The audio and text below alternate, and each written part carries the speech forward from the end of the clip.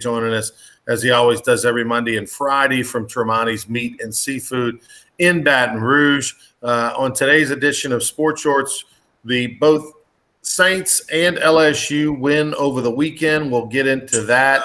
I tell you, it wasn't that long ago, probably prior to Drew Brees coming to Baton Rouge or coming to New Orleans in 2006, where we got pretty excited when the Saints and LSU won on the same weekend. Didn't happen a whole lot, particularly in the 90s and early 2000s when the Saints were so bad, 90s when LSU was so bad. So we've kind of gotten spoiled, and sure enough, both of them won. Saints were an underdog. They go pull off a victory against Bill Belichick in New England. We'll break that down and talk about it. And for the LSU Tigers, not only do they get a big win on the road, impressive for basically 3.5 quarters, but Auburn struggles, and so now it sets up a unique dynamic for this 8 o'clock game Saturday night in Baton Rouge. I think Tiger fans are a lot more confident. We'll get into that. Plus, Ryder Cup, USA dominates. When I say dominate, I mean they dominated the Ryder Cup in historic fashion. We'll talk to Tommy Krysan about what happened over at Whistling Straits. TK, first off, your reaction to – we'll start with LSU. 11 o'clock start Saturday morning. Your takeaway of this performance by LSU, which, I mean, let's face it, Mike Leach a year ago, they passed for over 600 yards in Tiger Stadium. This time around, the Tigers with a different game plan, different coaching staff, and it worked. Yeah, their plan was to rush 3 people. A handful of times they rushed 4. I don't think they blitzed a single time in the game. If they did, it wasn't more than once or twice. And they wanted to back up their 7 or 8 guys. They played a 3-2-6, as they called it, which is, unorthodox. But the plan was to back up, keep the ball in front, tackle people, get them on the ground. Hey, it worked. They won a conference game on the road. So, I texted somebody early in the game. I was like, I can't believe LSU won't blitz. Well, obviously, I didn't know the game plan.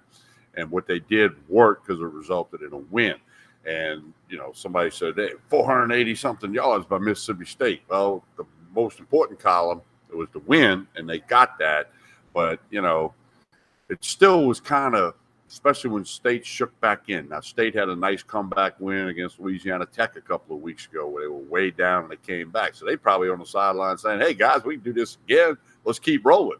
And that one drive really, clock management wasn't great. They weren't as in a hurry as maybe they should have been. But LSU gets the job done. Flott had a great game in the secondary. State didn't really run the ball a whole lot in spots. And they bend, didn't break, and they made the plays when they had to win the game, cover the point spread, and, Rance 13's on fire. Just to be clear on how on fire Rance 13 is, Tommy. Last week I go 3-1 in my predictions. The one was brutal, but I will go 3-1. This week on the predictions, I went 7-1 this week, Tommy. 7-1. That's 10-2 in my last 12 picks. Now, full confession, I did put a little bit of money where my mouth was on 4 of those picks on Saturday night and won those when we were on the air on Sports Shorts After Dark over at LaBerge Casino Saturday.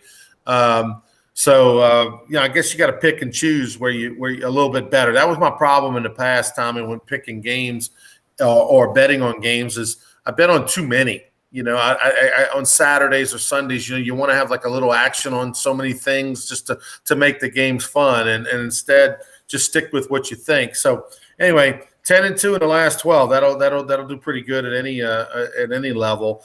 With the ones I liked, hey, you and I have been all over Alabama first half line forever. That one ended up hitting in a big way, even though it was 29, and that scares a lot of people. What was it, 42-7 at half, I think was the score. Alabama covered that. They covered the first half total, which was 42.5. It was 49. And the beat goes on for the Alabama Crimson Tide on that first half line. And then I won twice on Kentucky first half and game against South Carolina. South Carolina cannot get take South Carolina until they somehow get healthy at quarterback. They against South Carolina until they get healthy at quarterback. But then also took took the Saints +3 and the under, which got a little interesting there at the end as some late scores came in. You had to hold your breath on the under 42.5, but they both hit. Going back to LSU for a second, I thought Max Johnson, Tommy, continues to progress. I think the difference between Max Johnson, I think we're seeing Max Johnson, read the defense a little bit more, try to throw more, less run. I would have thought we'd have seen more run out of Max Johnson. Maybe not having a veteran backup quarterback in Miles Brennan. He'll be back maybe in a few weeks. We'll see what happens. Maybe that's a little bit less of his game plan this year, but Max Johnson, the only concern about Max is that the offensive line is not that great for LSU, and he is holding on to the ball a long, long time. I'd like for him to put that back foot down and try to get rid of it a little sooner or make a decision more. I think he's got a little bit of Jameis Winston in him sometimes. We try to hang on to that football a little too long, and obviously that's not always going to work out for him, but. Again, threw 4 touchdowns. I'll take 4 touchdowns and 1 interception any day of the week. He's continuing to get better. I think the question, what you said, the offensive line, is he a little gun shy? Because, he knows the line's not great, okay? But maybe they can get better each and every week as well. But, we got to see if Johnson can kick it up. Ronnie, Scott Rabelais wrote a nice article in The Advocate about LSU after the game. I read it. I read all of Scott's stuff just about. He made a good comment. He said, right now, this morning, you got to figure LSU is going to lose to Alabama and they're going to beat Louisiana Monroe. Other than that, it's going to be wait and see. It's going to be close games. Anybody can win, So, I think Scott hit the nail on the head with that. I agree with it. And, it's going to be fun Saturday night. LSU opened a 4-point favorite over Auburn. It's down to 3.5 or 3, depending on where you shop. And, the whole story with TJ Finley that we talked about out at the stadium sports bar the other night. Going to be an interesting week. We'll find out if Auburn even says anything about that today. I think Coach Harson's going to give it the we'll let you know. We'll figure it out during the week, that maybe keep everybody honest. Craig saying, I think it's an advantage that LSU will face TJ, known tendencies, what he struggles with and all that. We all expect that TJ Finley will either play a lot or start. I don't know how, Tommy, he doesn't start. The Auburn offense has not been clicking on all cylinders this year, and then they really struggled for 3 quarters until he got in there and had a final drive. But, we'll see what happens. Bo Nix has been good for them for a few years, and it may be one of those they give him the benefit of doubt one more time on the road against LSU, knowing how emotional TJ Finley would be. Or you can roll the dice and say, hey, TJ Finley's going to be more motivated than ever against LSU to study and do all the right things and give him a chance. We'll see.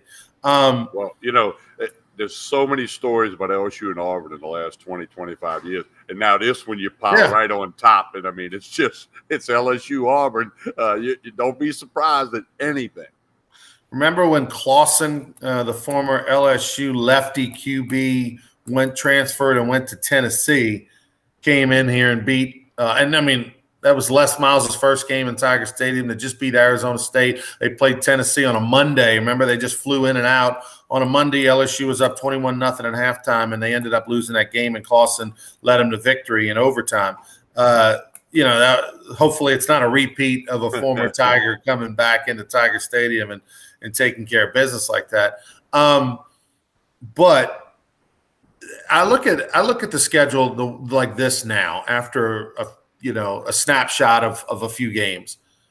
This is a must-win for LSU against Auburn. They're getting an Auburn team who's not playing well right now, who doesn't necessarily know who its starting quarterback is. You get them at home in a night game after really almost should have lost to Georgia State the other day. So I'm going to say you got to beat Auburn. This is a win. Kentucky does not look that impressive. They're beatable. To me, Kentucky looks like a Mississippi State kind of quality team. You get them on the road, that should be a win for you as well.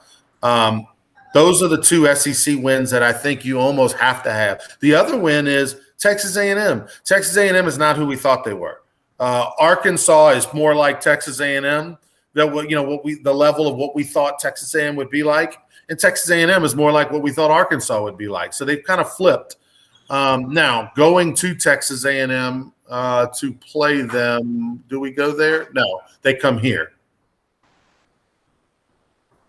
2019 Burroughs last Texas A&M, was it over there or here? No, it was here. So correct. So we'll be going over there. I'm sorry. I can look it up, Tommy. I'm confused on whether it's there or here. But regardless, it doesn't change my outlook on that game, and that is that Texas A&M cannot score points.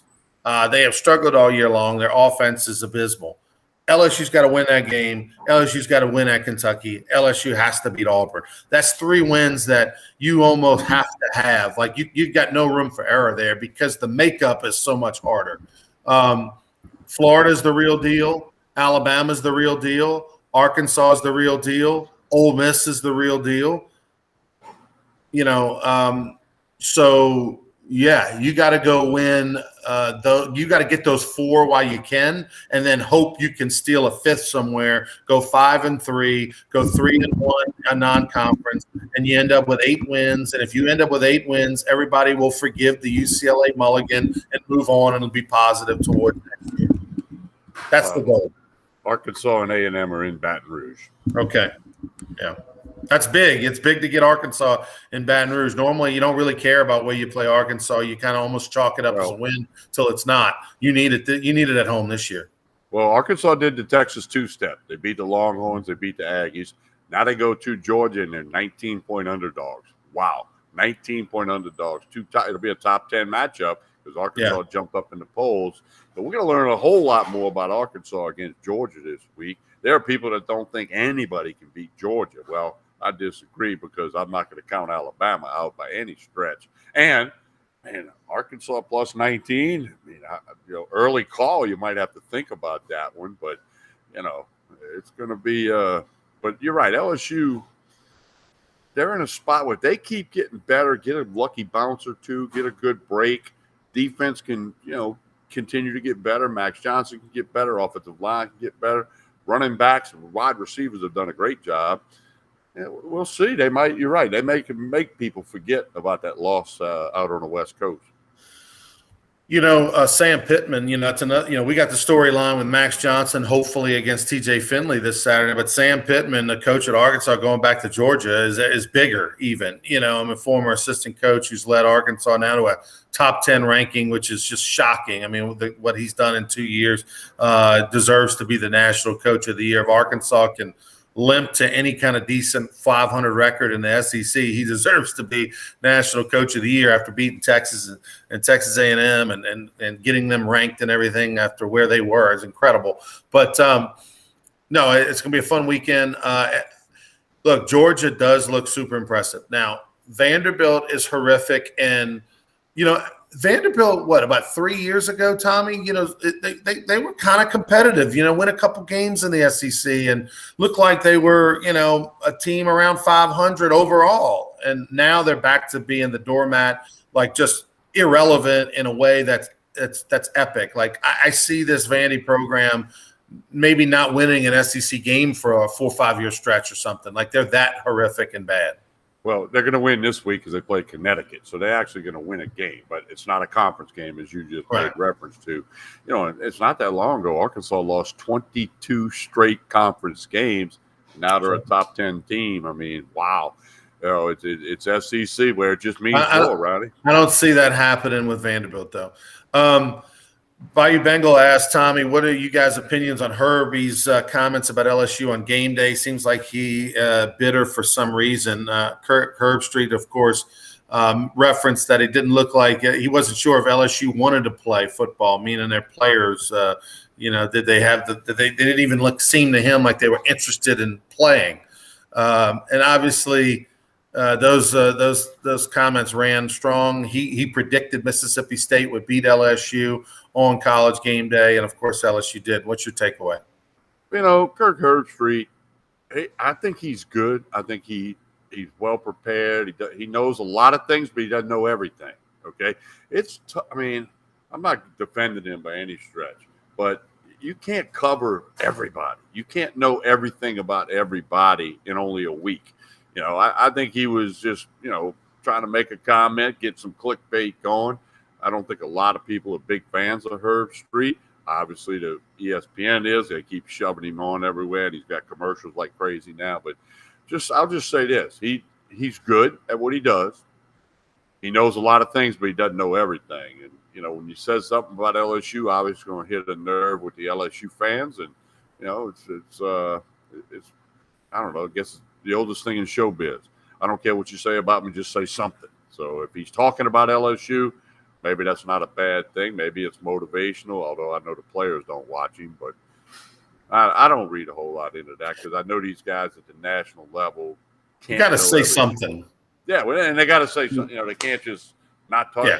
It's just like I mean, there's other sports announcers out there who have their one or two digs they always take, and that's what they think. And we do the same thing some days. I mean, it's just the way it goes. It's. I think it's entertaining. It makes for good TV. Somebody's got to be the villain. You can't just say nice things about every coach, every program, every whatever. Trust me, LSU's gotten more bouquets in the last 2 years than they've had thorns. That's for sure. I mean, they have been. I mean, the 2019 season alone, I mean, LSU's head was so swollen before, during, and after that year with everything that they were saying good about the program. So, the difference is if LSU wants to be Clemson, if they want to be Alabama, and I know Clemson this year is different, but Clemson gets a mulligan. They've been, great for 10 years. They get a mulligan. But if LSU wants to be considered like they think they are in that Alabama-Clemson class, then they've got to be consistent more. They've got to. You can't go 5-5 after winning a national championship, and then this year going to win 7 games, maybe 8 games, at the most. So you almost got to. Hey, you got to take your medicine a little bit. Things have not been perfect for LSU, for Coach O in this program since Joe Burrow left in the 2019 season, and they graduated and left all those guys. They've been mediocre. And a mediocre SEC team, and they deserve the criticism until they turn it around. And do they have it in them to turn it around, Tommy? That's the question. I'm impressed that the defense was able to stay with a game plan that had to be extremely frustrating to play. As a player, you always want to be going up the field instead of going backwards. And letting people just rack up yards and letting them 62 passes, a lot of completions. On paper, Mississippi State outplayed LSU when you look at the statistics, but if you watch the game, that's not the case. The defense improved and showed me that they can play a style and change from week to week that's beneficial to the team. So the future is bright from a standpoint of, like I pointed out, Auburn, Texas A&M, and Kentucky aren't as good as we thought they would be before the season. So opportunities to win there, that gets you 4 wins, and then you can steal one from that other group of 4, the Florida, the Ole Miss, the Arkansas, and the Alabama. You can steal one from that other group. Now you go above 500 in the league play. And let's face it, outside of 19, you'll take 5-3 in the SEC every year because you usually go 4-0, when you're out of conference, and now that's 9 wins. And then that's the bar. I mean, LSU football, 9 wins or more, everybody's happy. Less than 9 wins, people start talking about buyouts. That's just the way it is. And so LSU has a chance to get to that 8-win platform, I think, Tommy, and kind of calm the masses for at least another year. Let's talk Saints. Bill Belichick does not have a very good team. That was pretty obvious when you saw the Saints play. Saints did not play their best football, but still went in and dominated the Patriots. Well, again, kind of like LSU, they went on the road and got a victory, okay, and that's big. I wasn't so sure. I know you liked the Saints. You talked about that Saturday night. I wasn't so sure. I couldn't get the feel, couldn't get the vibe, but, you got to give them credit. I didn't know which Saints we would see, the ones that dominated Green Bay or the ones that got dominated by Carolina. Well, they went and got the win, and now they get to come home to the Dome if they put the fire out on the roof yet, and, it'd be fun. They should beat the Giants in the Dome next week. Yeah, Giants 0-3. By the way, before I get into the Saints, Kip's asking TK, what's the lunch menu over Tremonti's today? Chicken fried steak with the salad and the corn. It's really good. That sausage gravy on there is good. It's a big, healthy sized piece. The chicken fried steak at Tremonti's for lunch today. The Saints' performance, I thought what they did. I felt good about the Saints this week, Tommy. Mainly because of the way you was trending with the health. I thought the Saints probably sat out some players against Carolina that they maybe could have played out of caution, to give them that extra healing time. Had it been week 17 or something like that, those guys would have probably played. And plus, I think there was a part of the Saints coming off of that win against Green Bay where they thought we can take care of business most likely without having to risk some of these banged up players in the game. That wasn't the case. Carolina's been playing well this year, the surprise team in the South, and so they lose that game. But this time around, those guys, a lot of them were healthy and playing, or at least able to play, maybe not 100%. And so that's why I liked the Saints on the road, especially against a rookie quarterback. I felt like he was due to make some mistakes. He kind of had a really nice first couple of games where he didn't. And he made one mistake, and then he had another one that was unfortunate off the hands of a receiver. But the Saints defensively continued to impress. Obviously, the Carolina game was a little strange, but I'll take what they did against New England on the road. I'll take what they did against Aaron Rodgers in Jacksonville and say, all right, that's my Saints defense. Mario Davis, how that guy isn't all pro, how that guy wasn't a first pick to be on a Pro Bowl a year ago is absolutely ludicrous. He is a top 3-4 linebacker, middle linebacker in the NFL, not just the NFC, Tommy. I agree with that. He's incredible, and I've said that for many years. I don't think he gets near enough credit as he should. And hey, the Saints are going to come home against a Giants team that hadn't won. Saints are an 8.5-point favorite. Noon kick in the Dome. I mean, should be, you would think they can cover that up as we sit here on a Monday. But, and I think the Saints are going to be glad to get home and be in their houses and the family and the coaching staff and, get back to the facility over there on Airline and Metairie. And then, go play in the Dome, and you'd have to think there's going to be a lot of fans in the Dome cheering for the black and gold Sunday. Jameis Winston, his numbers, TK, 13-21, 128 yards, 2 touchdowns. But, man, I'm a little disappointed, in Jameis. The first game, things really went LSU's way. He had a lot of short fields. He had some easy throw opportunities. You didn't get a feel. The last 2 games have not been great. Even the win against New England was not great. I'm a little disappointed. I thought we would see more progression from him. Boy, he hangs on to the ball, Tommy, forever. I mean, he hangs on the ball forever. We got so used to Drew Brees knowing where he was going to go with the football, and when that back foot hit the ground, it was gone more times than not. And Drew just always had a much better clock in his head. And I knew this was going to be the case. I knew as soon as Drew Brees was gone forever, we were going to even appreciate him even more. And that's what I'm doing with Jameis Winston. It's like, oh, my goodness, man. We're back to just having a middle-of-the-pack quarterback in the NFL at best. And that's I'm not seeing the major progression out of Jameis Winston that I would have thought by now. Well, Brees is a Hall of Famer. Winston's not. There's one big difference there. The other thing, I wonder if Winston holding on to the ball, just subconsciously, he's not wanting to throw an interception. He's not wanting, he's wanting to protect the ball. And maybe just that much longer he's holding it, which in the NFL doesn't work because, it just doesn't. And I just wonder if that's maybe a little subconscious thing. But you would think after the game against Green Bay that, the confidence would build. And, Bill Parcells, the Hall of Fame coach, always said, hey, if my quarterback's not throwing interceptions, he's not trying. And I never forgot that comment because, maybe, like Brett Favre always tried to get that football in there, and he threw a ton of interceptions. But he also is a Hall of Famer. So I don't know. Maybe in the Dome, Winston will, go crazy this Sunday. But I don't think you want him throwing 30 times a game. You got to be able to run the football and then pick your spots for him to be effective. Alvin Kamara had 24 carries for 89 yards, and obviously had a couple of catches as well.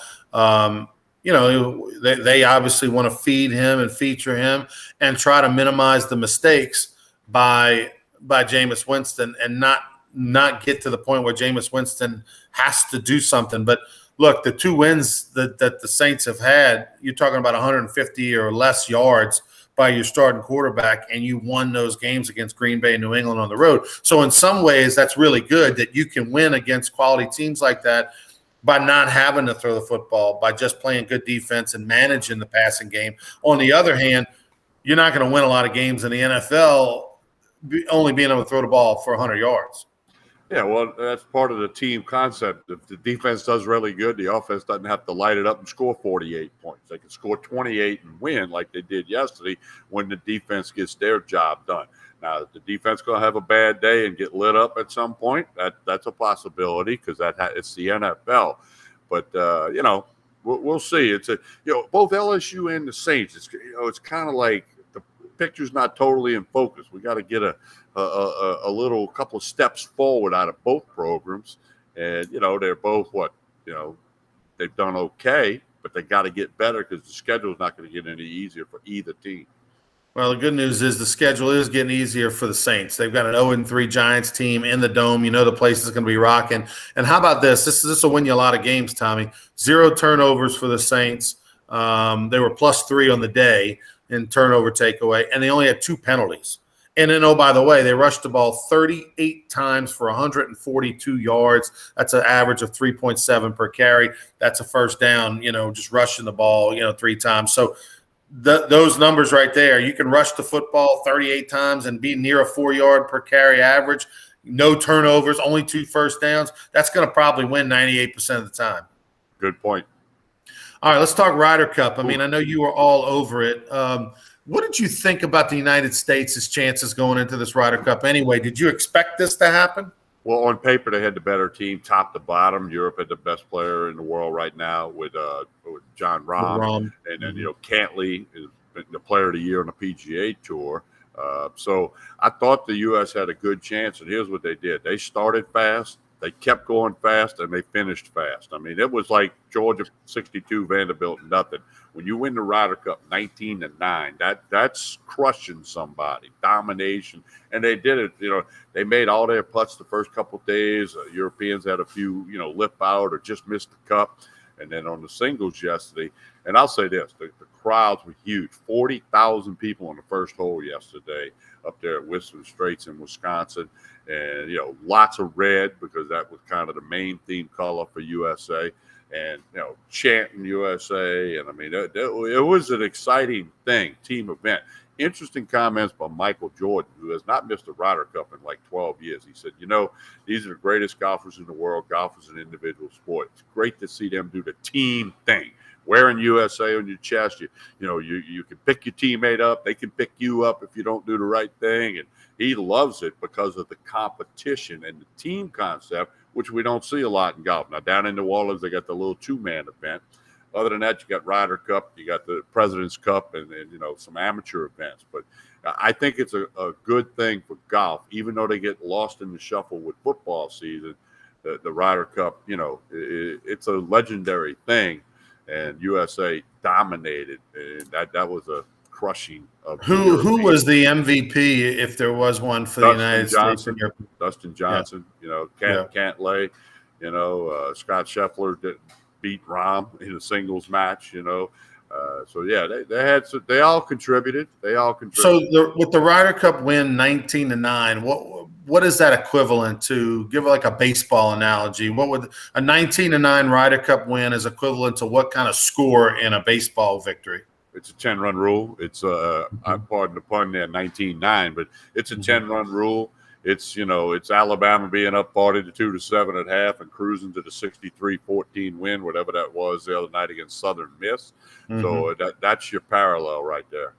It was pretty cool atmosphere. The weather was great. It was super windy. I actually know some people who went, and it was.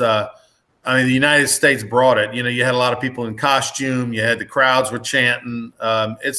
it's just a fantastic event. But the best moment might have been right at the end when DeChambeau and our boy hugged it out. Yeah, they did hug it out. And before that, the thing on Saturday when Justin Thomas and them chugged a beer on the first tee, the crowd went bananas. Europe had no shot Saturday. Right. I mean, Yeah. it was but Craig just referenced that in a comment. But yeah, it's that was pretty cool. I didn't see it when it happened live. I saw the highlights of it. Oh yeah. And I tell you what, Justin Thomas, that wasn't the first time he ever chugged a beer. He was like a pro at it. Right. He got down on the knee, and I mean, he was. And the crowd went berserk. By the way, do you think that? I mean, the Koepka DeChambeau beef. That's probably done now, right? Like these guys were teammates. They won a championship. They hugged it out. They had a lot of fun together. I think that thing's over with. Well, that was a media thing, and they both fired a few salvos across the bow. It might be good for golf to have something like that going on, but the bottom line is both of them guys are gazillionaires. They both are great golfers. What they do on the course speaks for itself. I think it's good for the game of golf, and they might not be best of friends. I'm sure they don't hate each other, but I mean, they're not, hey, where you going for dinner next week? They're probably not doing that, but they respect each other, I believe. Yeah, I mean, look, Tiger and Phil weren't that close for many, many, many years when they were like the top, 2-3 players in the world, and they played on many a team together, and so, but they didn't talk smack about each other in public like Bryson. Well, you didn't have social media then either, when Tiger and Phil were at the height of their thing. Well, you didn't have what it is now, where it might have been a few more things that we'd have learned about. Them golf writers are like other sports writers. There's certain things they hear or see, and they maybe don't write about it. Just a little thing, so they can imagine if Tiger get a phone thrown at them every now and then. Imagine if there'd have been Snapchat and Instagram and all the things there are now. To the extent there are now, they may have been in their infancy, some of those things, but. When Tiger was doing what Tiger did, right? When he was running around with women all over the country and nightclubs all over Vegas and Florida and New York and, living that double life to a certain extent. I don't know that he would have gotten away with it as long as he did had it been 2021, because too many people would have just snapped a photo of him in the VIP with, some women that weren't his wife or whatever the case may be. The pro golfers knew what was going on, but Tiger increased the purses so much, where you could come in, 50th every week and make a dang good living. They were just like, oh, I didn't know about that. Kind of like Rick Pitino at Louisville. I didn't know about that. Yeah, you did, but, right. But you're right. If today's social media would have been back then, that charade wouldn't have went as long. He's Tommy. I'm Ronnie. He's over at Tremonti's Meat and Seafood. Wednesday, TK will be at Court Street Cafe in Port Allen. Make sure you like and share. Please, on YouTube, bang that like button for us. Give it a good like. And if you're watching us on Facebook, please go ahead and share it and comment and like it as well. You help us out. I appreciate it. Thanks to LeBare's Casino and to Tremonti's Meat and Seafood. Two things. Tremonti's, you got a home game Saturday night, 8 o'clock kick. You need some lots of tailgating, party at the house, or you going to somebody's house, call Tremonti's, Facebook, Instagram, stop by, get whatever you need. Also, Ronnie, hunting season opens this weekend, and Tremonti's is as good as it gets when it comes to game processing. It's unbelievable. Here on a Monday after a hunting weekend, the people lined up, dropping the deer off. Game process is a big thing here at Tremonti's, and, of course, the daily lunch specials. And get everything you need for the game Saturday. That means we won't be seeing Buzzy Heidel this Saturday for sure. He'll be in the woods somewhere with war paint on himself. All right, we'll be, by the way, Sports Shorts Radio, 10 to noon, we'll be over at Calandro's on Perkins and Segan.